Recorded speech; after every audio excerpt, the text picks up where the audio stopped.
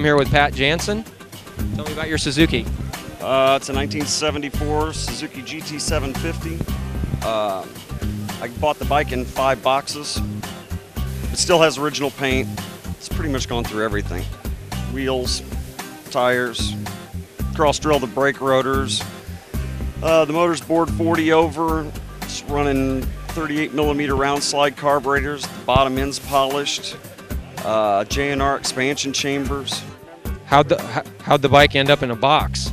The previous owner had it, blew a main seal, and his actually was a friend of mine, tore it down, and got sick, couldn't put the bike back together, so he called me and wanted me to buy it. So I ended up putting the bike back together. It looks good, Pat. Thanks.